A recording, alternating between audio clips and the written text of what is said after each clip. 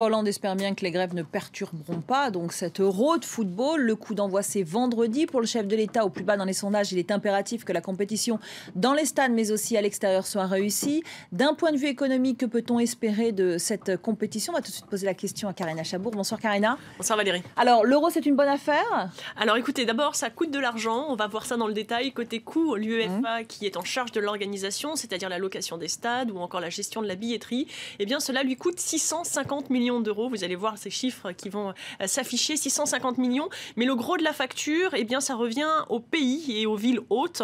La rénovation des stades, des infrastructures, auxquelles s'ajoute la sécurité, dont le coût a explosé en raison de la menace terroriste. Facture totale, près de 2 milliards d'euros.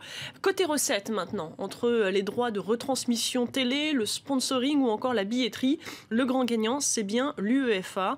L'organisation s'attend là aussi à toucher près de 2 milliards d'euros. Des recettes, vous allez le voir, qui sont en constante évolution ces 12 dernières années, puisqu'en 2004, l'euro n'avait rapporté entre guillemets que 853 millions d'euros.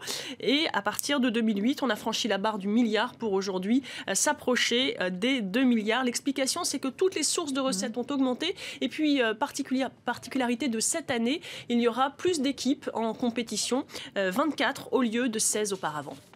Alors, quelles sont les retombées économiques pour la France? Alors la France, elle s'attend à recevoir 1 million de visiteurs en plus, spécialement pour l'Euro.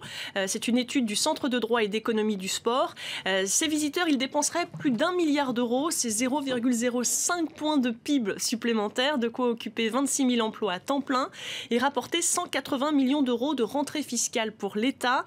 Des retombées qui sont surestimées pour d'autres économistes du sport, qui jugent que les effets négatifs ne sont pas pris en compte, comme par exemple le fait que des touristes vont se dévier de la France pour éviter l'euro précisément et ses supporters. Et puis aussi, il y a un manque à gagner important pour l'État qui a fait un joli cadeau fiscal à l'UEFA, qui ne paiera aucune taxe sur les recettes générées par l'euro. Cela représente de 150 à 200 millions de manque à gagner, mais selon les autorités, c'est tout simplement le prix à payer pour attirer ce genre de grande compétition mondiale, véritable caisse de résonance médiatique. Ce sont 7 milliards de téléspectateurs cumulés qui sont attendus durant toute la durée de l'euro. Et puis, c'est l'occasion de donner une bonne image de la France, c'est en tout cas ce que souhaitent les autorités. Et ça, c'est dans le meilleur des cas, c'est-à-dire sans les inondations, sans les grèves et sans, bien évidemment, des attentats.